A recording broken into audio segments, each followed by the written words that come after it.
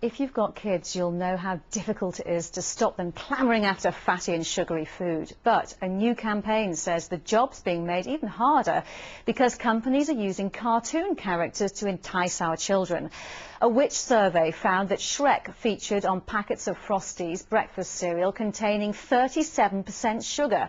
Brats were used to promote packets of fabulous biscuits containing almost 25% fat. And The Simpsons appeared on Butterkist's Honey Nut popcorn containing 41% sugar. Here's Five's Jane Dougal. It can be hard to separate kids from sugary food, so when their favourite cartoon characters are emblazoned across them, it's a heady mix of E-numbers and hero worship. We showed 3 children and their mums food which had well-known characters on them and some that didn't, to see which they'd prefer. So yeah, right, out of these two, these are just kind of normal biscuits, and they're biscuits as well. Which one do you want and why? Why do you want that one? Because Scooby-Doo's there. I like that film because I always watch it. The Simpsons? Yeah. This Spider-Man. Because the character's what it's got on their like. It can frustrate mothers trying to teach their children to eat healthily. We find that when we go shopping at times, Aaron runs down aisles and he looks, things like Cocoa Pops, he'd want the Cocoa Pops due to the chocolate, but also the characters that are advertised on the boxes.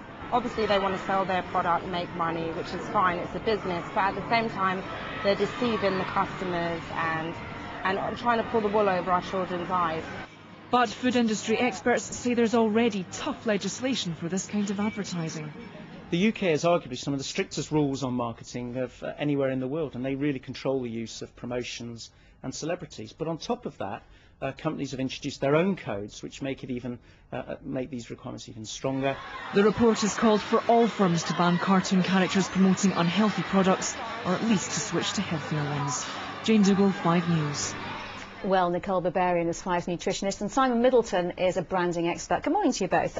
So, first of all, we've got a whole load of food here. We've got some of the less healthy stuff, the middling stuff and the really healthy stuff. Nicole, what do you make of the way this is branded? Do you think there is a point that it's enticing kids too much? It is definitely. What I would like to say about these are clearly going to go in packed lunches. They come in little packets, so they're sort of like a daily additive into a packed lunch rather than a treat. We've got products here that are typically biscuits, high fat, high sugar, so not something we really want to encourage children to have on a daily basis, and yet, you know, we've got the big bright packaging that's going to really make them go for the pester power to their parents. What do you think, Simon? Is there a problem here? Yes, I think there is. I think the power of the food manufacturers combined with the power of the entertainment brands, such as Disney and so on, they work together for economic reasons, obviously, but I think they have to start getting their act together and behaving more responsibly. That said, if I was someone who was selling these kind of biscuits, I would want to do the best to sell them to as many kids as possible. So it would be natural to actually put those cartoon characters on and say, hey, come and buy them. Is it their fault if, say, bread doesn't have the same kind of message?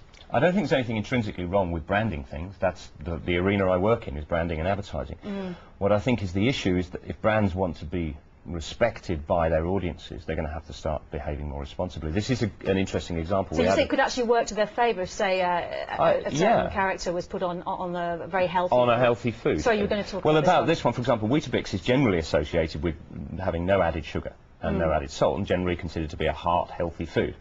But what they've done here with the Stars product, I don't have an issue with them using the Disney stars. That's branding.